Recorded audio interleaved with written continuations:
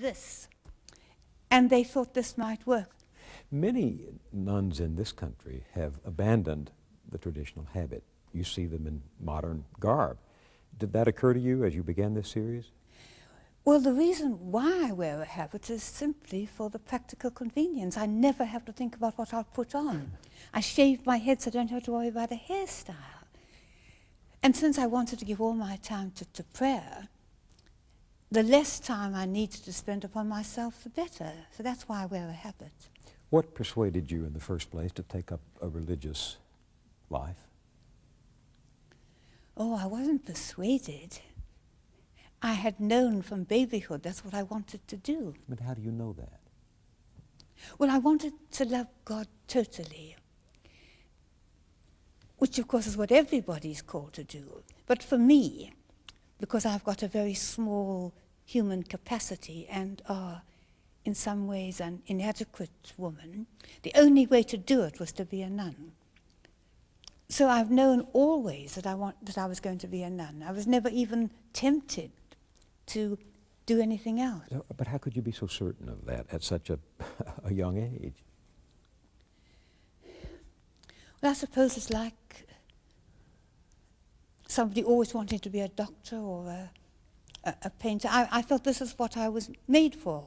Were you encouraged by your parents? Were they a religious family? Well, they were religious in that I was quite certain that God mattered to my parents. They would never have missed going to Mass on Sundays. And also they were naturally good people. I never knew till I was grown up that adults fought or could be spiteful or say nasty things about other people, because I'd never heard it from my parents. Children did that. But adults always spoke nicely about other people. They were always gentle and compassionate. And if we criticized anybody, both my parents would say, you know, no, that's not how we talk about other people. We don't say anything unless it's kind. Do we, dear? So I had an upbringing of the utmost freedom and sweetness. I was very, very lucky. So there was never a moment when you doubted, never a moment when you didn't feel like you wanted to belong to God? Well, I knew that I belonged to God. It was just a question of I wanted totally to belong. And with all this, I had a very willful, says my mother. Wendy was a willful child. So all this had to be somehow changed into goodness. And I was confident that God would do it. I can remember as a quite young child sort of sitting and thinking, I can't wait till I'm a nun. 16 seems such a long way off. Because then I thought, once I'm a nun, it'll all come right. I'll be different.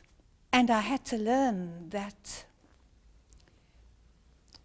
that can indeed happen. You can enter upon a very unreal time of life in which you're sort of pretending in your habit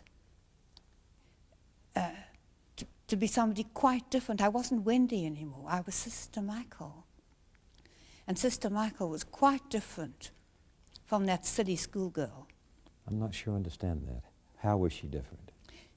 She was different that she was wearing a habit and she was removed from all the temptations of being nasty to her little sister. Her life was completely ordered for her by the rule.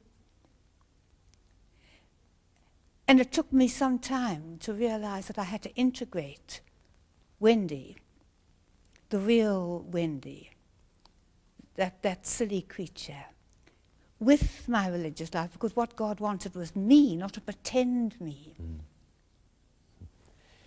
When you took that step, when you said, I'm giving myself to God, what exactly did you think you were doing? I thought I was setting myself into a context in which God could take possession of me in a way I had not been free to let him do before. If I had been different, he could have done it always. But I was so weak that I needed that orderly setup. You know, that's the sound of a vocation. You need it. Not that you want it, but this is a life that you actually need if you're to be fully human. And when you look back, do you feel this life filled a need? Oh, yes. My life has infinitely surpassed what I hoped when I started. It's got richer and deeper and wider and higher as I've aged. What do you do every day? Well, I pray a lot. I mean, basically, that's what I do. I pray.